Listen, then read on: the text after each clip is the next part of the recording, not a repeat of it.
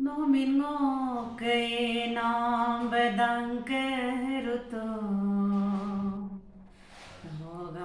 Togayangam mepiruma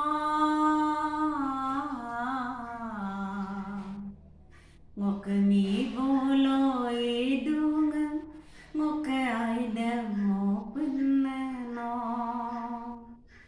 Ngokami bolo idungan Ngokay demo pineno Tani amoso sikote arnakamai Tani gdaso asing sinamde Inam lodu yar mai Tani amoso sikote arnakamai Tani gdaso asing sinamde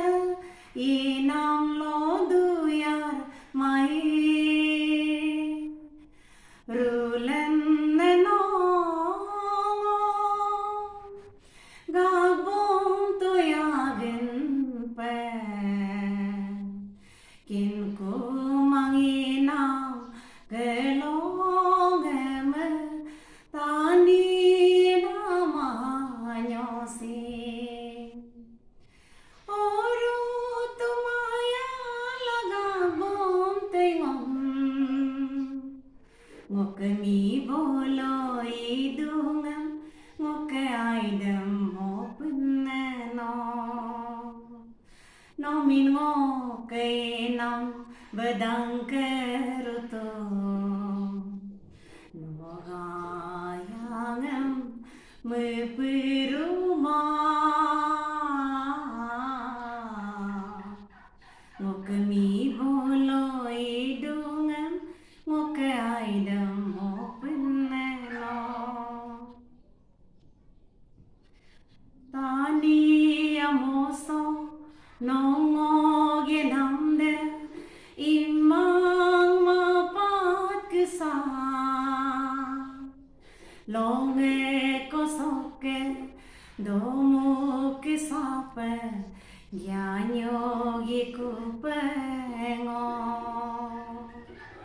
Tani amoso nongo ginamde Imang mapat kisa Longe kosoke domo kisape Gyanyo gikupengo Oru